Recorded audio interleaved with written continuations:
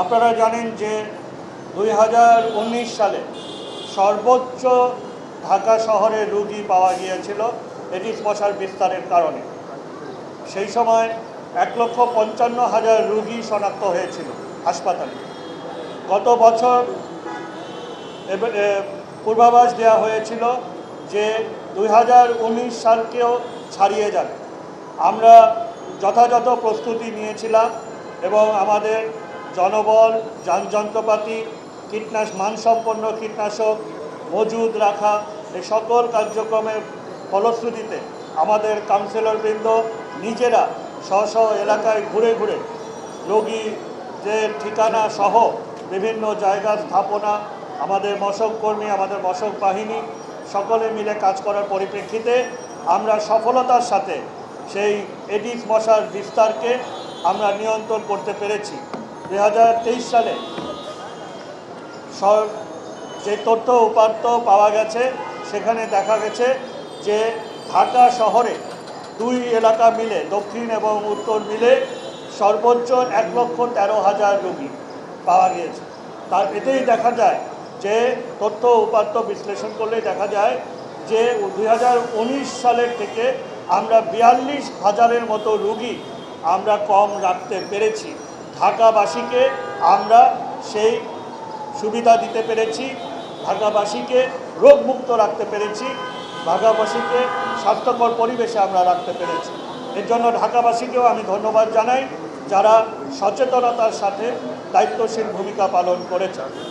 এবারও পূর্বাভাস রয়েছে যে হয়তোবা গত বছরকেও ছাড়িয়ে যেতে পারে এবং গত বছরের একটি বৈশিষ্ট্য হলো যে সারা বাংলাদেশে ছড়িয়ে গেছে।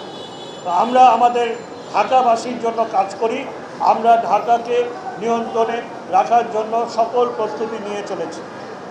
আপনারা যে বিষয়টা অবতারণা করেছেন যে ঢাকা শহরে অগণিত সরকারি, আধা সরকারি সংস্থা কর্তৃপক্ষের আবাসন স্থাপনা রয়েছে, বিদ্যালয়, মহাবিদ্যালয়, প্রাথমিক বিদ্যালয় সহ হাসপাতাল এলাকা, থানাগুলো, পুলিশের থানাগুলো, স্থাপনাগুলো, আবাসনগুলো, এগুলো যত্রতত্র থাকে এবং এইগুলোতে পানি জমে এবং লার্ভা প্রজনন হয়ে থাকে ব্যাপক হারে।